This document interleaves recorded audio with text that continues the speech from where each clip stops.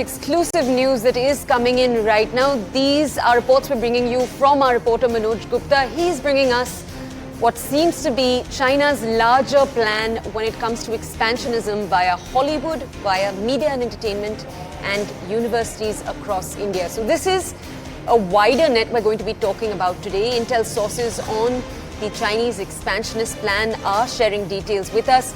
Now, what they are saying is that China is attempting to control Hollywood in particular due to the poor economic condition of Europe. We'll look to understand what each of these points means in just a second. We'll have a reporter join us.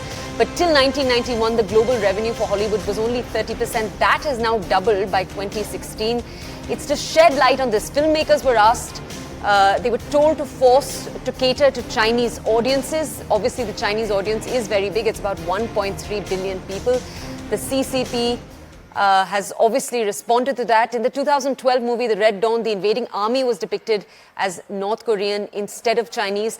Changes like this are what are seen as part of that Chinese expansionist plan. Now, additionally, the 2012 sci-fi movie, The Looper, was originally supposed to be shot in a different studio. We'll bring you more context on that in just a second. We'll also be having a reporter join us to bring us context on each of these developments. As we told you, Looper was originally supposed to be shooting a particular scene in Paris.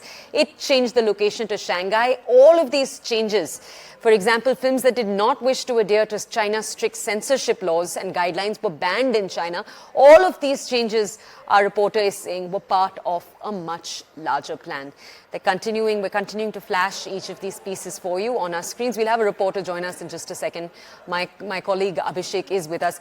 Abhishek, tell us something, please. What is the concrete proof here of this larger expansionist plan that we're seeing China is trying to attempt, where we're saying that China is attempting to control Hollywood, for example, but we're also saying China is attempting to control media organizations, universities in India. This is a wide net. What is the proof that we're giving here? We have seen in the 90s, ever since the Chinese market has grown and the purchasing power of every Chinese have increased. The Chinese cities have become metros. Clearly, it has emerged as one of the prime destinations to generate revenues for Hollywood films or Bollywood films or, for that matter, entertainment industry from other parts of the world also. So everyone who has been invested in this industry wants to have better access to that market.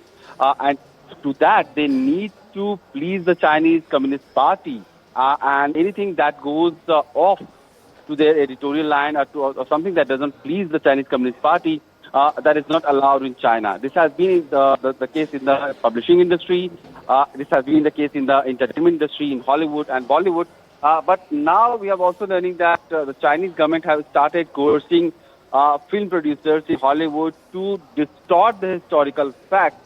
The example has been the film The Red Army that has been created in Hollywood, where the North Koreans were depicted as invaders rather than Chinese. So in other words, also China is trying to recreate sort of history in a very subtle way, very slowly, and the kind of soft power that China is wielding and it is going to wield in the foreseeable future.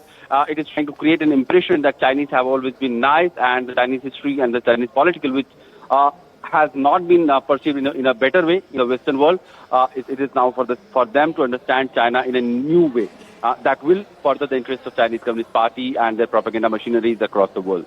Right, but it's all, Abhishek, when it comes to the Chinese entire propaganda machine, it's all about the money at the end of the day. China is a major market when it comes to any huge Hollywood release. And whenever it comes to the politics of the actors also, we saw when it came to Fast and the Furious, John Cena ended up saying that Taiwan is a country. And then given the fact that China was threatening to drop the entire movie from its market, he had to apologize, and he even did so in Mandarin. Of course, and not only this, so we have also seen, because now see the major graphics, the VFX industry, that comes from China. The technicians, they come from the China. Many studios have outsourced their work to China because Hollywood is now not that strong financial position that it used to be in 90s when it used to be the one and only place for mega production houses. Now Chinese industry, Chinese billionaires, they are also investing in this Hollywood industry. We have recently seen Xiaomi that has laid a $25 million investment in Hungama Digital. Ghana is the largest Indian commercial music streaming company, which is also financed by Tencent.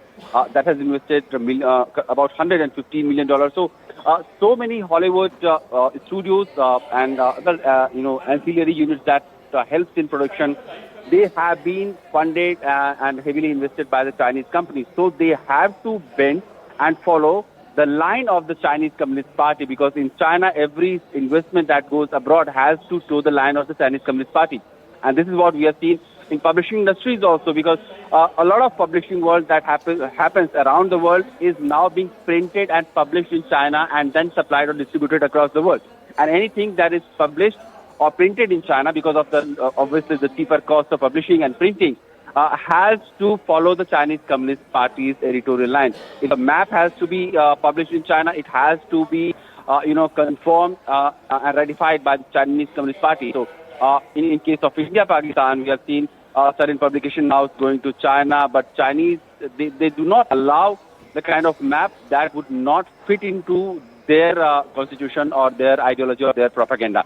So clearly, because of the China, the kind of financial power it has become in the last 2 decades at least, it is now trying to distort the historical facts, entertainment industry, and certainly trying to push the agenda or propaganda that would make or create a better believable Chinese world with a positive impression around the world. Right, but at the same time, when it comes to these kind of Chinese tactics, Abhishek, we've also seen that many actors at the end of the day, especially the ones who are at the bottom rung in Hollywood, they end up taking up a lot of projects which have been funded by the Chinese government, which do peddle propaganda. We're talking about Mike Tyson, you talk about Steven Seagal. These Hollywood actors are way beyond, they've passed their prime when it comes to their position in Hollywood, but they are getting picked up by the Chinese regime when it comes to starring in movies which peddle Chinese propaganda.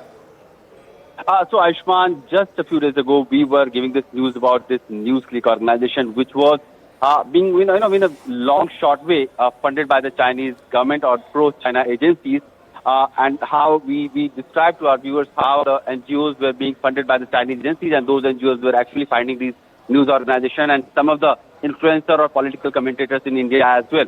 So this has been the tactics of China for a very long time.